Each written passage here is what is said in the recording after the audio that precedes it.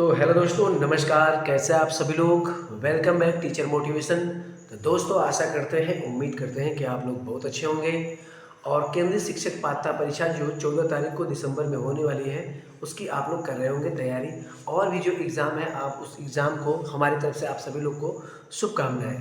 तो दोस्तों, आइए बात करते हैं एक अपडेट्स क्या है आपको पता है, लेकिन उसके बारे में थोड़ी सी चर्चा करना भी बहुत ज़रूरी है, क्योंकि कई लोगों का कमेंट आया था, तो कमेंट का भी हम जवाब देते रहते हैं। ठीक है, आपका भी कोई कमेंट हो तो आप कमेंट ज़रूर करिएगा और उसका जवाब दिया जाएगा। कल एक भाई साहब का कमेंट था कि भाई जो ग्रेजुएशन होता है उसमें कम्बिनेशन की क्या आवश्यकता होती है सभी पेपर में। तो मैं बता दूं कि उत्तर प्रदेश में तो कम्बिनेशन की आवश्यकता होती है, ख़ासतौर से टीजीटी का अगर पेपर देंगे तो उसमें आपका कम्बिनेशन लगता है, चाहे ठीक है। और वहीं अगर बात कर लेते हैं आपका बिहार हो चाहे कोई स्टेट हो, तो वहाँ पर भी कम्बिनेशन लगता है। यानी किस पेपर से हो, आप किस पेपर की तैयारी कर रहे हो, और आपके ग्रेजुएशन के हिसाब से आपका पेपर के हिसाब से आपका टीजीटी लेवल पर तैयारी करते हैं। ठीक है, तो रहेगी बात। वो बात करते हैं आपके जो सीटेट से नॉर्मलाइजेशन को लेकर बड़ा अपडेट है, उसी के बारे में बात करेंगे। तो हमारे चैनल में पहली बार है, सबसे पहले चैनल को करिएगा सब्सक्राइब, साथ में बेल आइकन को ऑन कर लीजिएगा, वीडियो को लाइक करिएगा दोस्तों, क्योंकि हम बात करते हैं सीटेट से रिलेटिव न्यूज़, और साथ में पूरे भारत में किसी राज्य में कोई नई वैकेंसी या कोई नया टेट्स या कुछ भी लागू होता है तो उसके बारे में बात करते हैं। तो चैनल को सब्सक्राइब कर लीजिएगा, साथ में बेल आइकन को ऑन करिएगा, वीडियो को लाइक करिएगा। चलिए करते हैं वीडियो को स्टार्ट।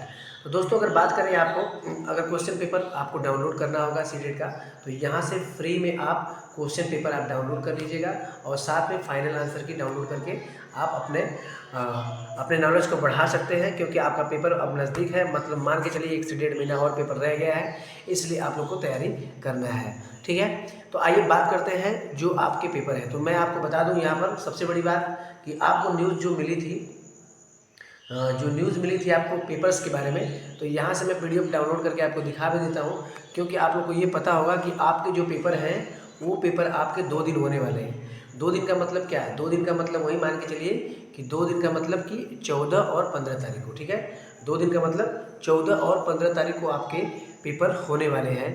तो ये 2 दिन अगर पेपर होते हैं, अभी हालांकि उसकी पुष्टि तो नहीं है, लेकिन मान के चलिए कि अगर ये पेपर 2 दिन होते हैं तो क्या नॉर्मलाइजेशन रहेगा या नहीं रहेगा। ठीक है, तो मैं आपको बात करूं कि जो आपका पेपर है वो पेपर आपको 14 दिसंबर को कंपलसरी रखा गया है। ठीक है, तो आपको पता है कि कुछ राज्यों में और केंद्र शासित प्रदेशों में 15 दिसंबर को भी विभिन्न प्रतियोगिता का आयोजन निर्धारित किया जा सकता है। पेपर अभी कंफर्म नहीं है कि 2 दिन होगा। अगर 2 दिन परीक्षा होगी आपकी, अगर 2 दिन परीक्षा होती है तो मान के चलिए कि 2 दिन परीक्षा का मतलब ये हो गया कि आपका नॉर्मलाइजेशन लगेगा। क्योंकि किसी भी एग्ज़ाम में आप पता कर लीजिएगा कि जब 2 एक ही लेवल के पेपर जो होते हैं, मतलब एक ही चाहे कोई भी लेवल हो, लेकिन अगर उसके 2-3 पेपर बनाए जाते हैं तो नॉर्मलाइजेशन लागू होता है। अभी पीछे कंप्यूटर में जो कंप्यूटराइज जो परीक्षा हुआ था उसमें नॉर्मलाइजेशन नहीं लगा था, लेकिन अब अगर 2 दिन परीक्षा होगी तो नॉर्मलाइजेशन लागू पक्का होगा। ठीक है, अगर 14 तारीख को हो रहा है, एक ही दिन हो रहा है, तब तो नॉर्मलाइजेशन कोई मतलब ही नहीं है। लेकिन अगर 15 तारीख को भी पेपर होगा तो मान के चलिए कि 2 दिन डिवाइड किया जाएगा, तो ये मानिए कि नॉर्मलाइजेशन लागू होगा। कंफर्म समझिए कि नॉर्मलाइजेशन लागू होगा, लेकिन अभी अब तक कोई पुष्टि नहीं हुई है, और जैसे ही कोई पुष्टि होगी तो मैं आपको बता दूंगा नॉर्मलाइजेशन के बारे में। ठीक है, तो दोस्तों, आप सभी लोग को बता दें कि फिलहाल जो है आज की इन्फॉर्मेशन यही है कि कई बच्चों का कमेंट आया था, तो कमेंट का जवाब हम वीडियो के माध्यम से देते रहते हैं। तो चैनल पे पहली बार है, चैनल को सब्सक्राइब कर लीजिएगा, साथ में बेल आइकन को ऑन करिएगा, वीडियो को लाइक करिएगा। अगली वीडियो मिलते हैं, तब तक के लिए धन्यवाद।